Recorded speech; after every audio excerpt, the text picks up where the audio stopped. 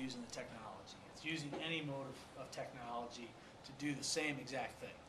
You know, so when you talk about, again, that intentional act to do something to somebody else, to cause them pain or consequence, it's just using the technology to do it. The big difference with cyberbullying is, in a bullying instance, if you and I were going to interact in the hallway, and if I really wanted to talk you down and talk trash about you, and I decided to do that, there's a couple things. I may look at you and I can watch your eyes. I can see if his eyes water up.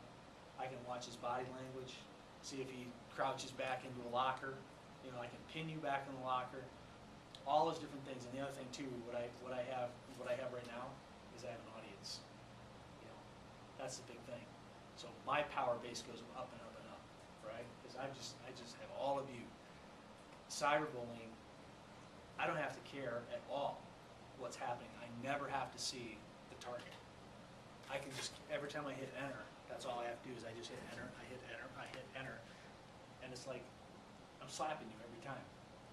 So that's the difference in cyberbullying. And it's actually gone through, you know, you have to really imagine today, most of you probably, you know, really didn't have a short period of time without a cell phone or some type of technology. You know, today in schools, we have 5th graders, 4th graders, 3rd graders that have cell phones. You know, so they have access to the technology. They have iPads. It's a totally different world than a lot of us. Online gaming. You guys into online gaming? It's there as well. It's already into the online gaming community. There are people who get into online games called griefers who just get in to disrupt gameplay. And I never heard about this about 4 or 5 years ago. And I had someone in my office who said, oh yeah, we have this guy who gets into our Halo game. And that's all they do. They get into the game and they start shooting everybody just to disrupt the game. So we have it in the adult world. So if we're not changing, you know, our thoughts, you know, it's going to happen. Webkins. Anybody hear about Webkins? There you go. Okay, think about this. These are toys marketed to little teeny kids, like little kids. I mean, these are like 5 and 6-year-olds that want these, and what they do is they have an internet component, because you have to log in, you have to register your Webkin, then you have to go online, and what do you have to do? You have to feed it. You have to take care of it online. So we're already training these kids to kind of go online. 2 years ago, Mattel came out with this. It's a webcam inside of Barbie. And it also has a whole thing of editing software aimed specifically at young girls to kind of go online, use the technology, and just be adept with it, because kids today, they've never lived without the technology. Avatar, we all saw the movie Avatar. Okay? Every single toy, again, sold with this movie had a little teeny chip that you held in front of your webcam, and when you did that and you went online, automatically went and opened up a 3D model of whatever you just bought. And then with your keys, you get to manipulate it. How fun for a 7 and 8-year-old. And they do, because they just get online.